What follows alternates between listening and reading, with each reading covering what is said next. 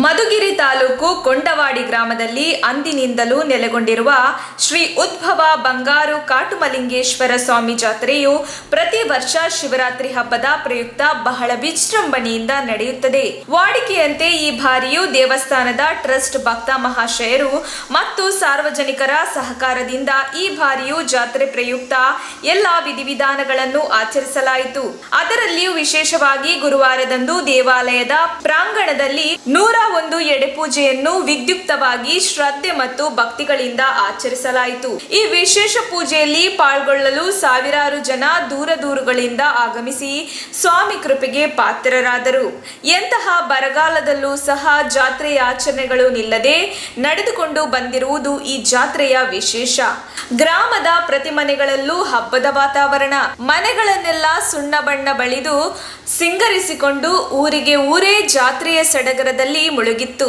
ಈ ದೇವಾಲಯದ ಒಕ್ಕಲು ಮತ್ತು ಸಕಾಲ ಕರ್ನಾಟಕ ಸರ್ಕಾರದ ಆಡಳಿತಾಧಿಕಾರಿಗಳು ಆದ ಚಿಕ್ಕಮಾಲೂರಿನ ಎಲ್.ಸಿ. ನಾಗರಾಜ್ ರವರು ತಮ್ಮ ತಂದೆ ತಾಯಿಯವರ ನೆನಪಿಗಾಗಿ ದಶಕಗಳಿಂದಲೂ ಜಾತ್ರೆಯ ಉಸ್ತುವಾರಿ ವಹಿಸಿಕೊಳ್ಳುವುದರ ಜೊತೆಗೆ ಪ್ರಸಾದದ ವ್ಯವಸ್ಥೆಯನ್ನು ಸಹ ನಡೆಸಿಕೊಂಡು ಬಂದಿದ್ದಾರೆ.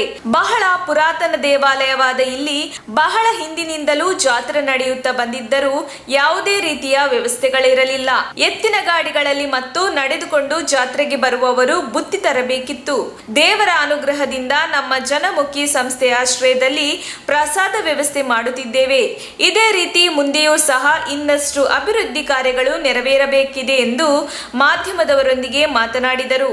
ಯಲರಾಂಪುರ ಕುಂಚಿಟಿಕ ಮಹಾಸಂಸ್ಥಾನದ ಪೀಠಾಧ್ಯಕ್ಷರಾದ ಶ್ರೀ ಹನುಮಂತನಾಥ ಸ್ವಾಮೀಜಿಯವರು ಬಂದಿದ್ದ ಭಕ್ತರಿಗೆ ಆಶೀರ್ವಚನ ನೀಡುತ್ತಾ, ಇಂತಹ ದೇವತಾ ಕಾರ್ಯಗಳು ಜಾತ್ರಾ ಮಹೋತ್ಸವಗಳು ನಡೆಯುವುದರಿಂದ ಜನರಲ್ಲಿ ಪರಸ್ಪರ ಸಾಮರಸ್ಯ ಬಾಂಧವ್ಯಗಳು ಬೆಳೆಯುತ್ತದೆ ಎಂದು ನುಡಿದರು.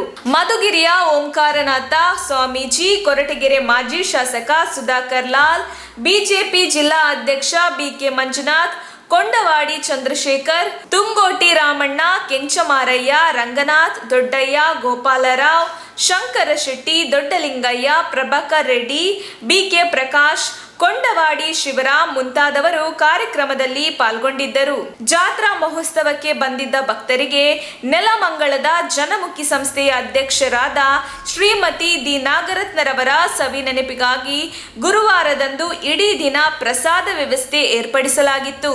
ಶ್ರೀ ಬಂಗಾರು ಕಟುಮಲಿಂಗೇಶ್ವರ ಸೇವಾ ಟ್ರಸ್ಟ್ ನ ಅಧ್ಯಕ್ಷರು, ಉಪಾಧ್ಯಕ್ಷರು, ಕಾರ್ಯದರ್ಶಿ, ಖಜಾಂಚಿ ಮತ್ತು ಎಲ್ಲಾ ಸದಸ್ಯರ ಸಹಕಾರದೊಂದಿಗೆ ಜಾತ್ರೆಯ ಎಲ್ಲಾ ಕಾರ್ಯಗಳು ಸುಸೂತ್ರವಾಗಿ ನಡೆದವು. ಇದಕ್ಕೆ ವಿಶೇಷವಾದ ಒಂದು ಪೂಜಾ ಕೈಂಕರ್ಯಗಳನ್ನು ಮಾಡುವಂಥದ್ದು.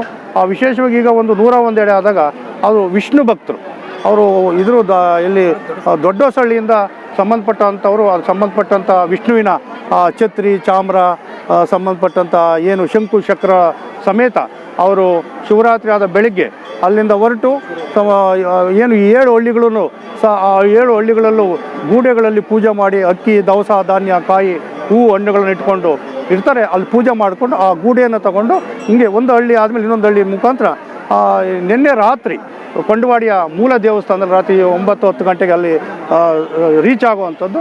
ಅಲ್ಲಿಂದ ನಡಮುಡಿಯ ಮೂಲಕ ಈ ದೇವಸ್ಥಾನಕ್ಕೆ ಒಂದು 12 ಗಂಟೆಗೆ ಅಲ್ಲಿ ವಿಶೇಷ ಪೂಜೆಗಳು ಮಾಡಿಕೊಂಡು ಬೆಳಿಗ್ಗೆ 6 ಗಂಟೆಗೆ ಈ ದೇವಸ್ಥಾನವನ್ನು ಮೂಲ ಏನು ವಿಗ್ರಹಗಳಿದ್ದಾವೆ ಅವನ್ನ ತಗೊಂಡು ಇಲ್ಲಿ ಬಂದು ಈ 3 ದಿನ ನಿರಂತರವಾಗಿ ನಡ್ಕೊಳ್ಳುವಂಥದ್ದು.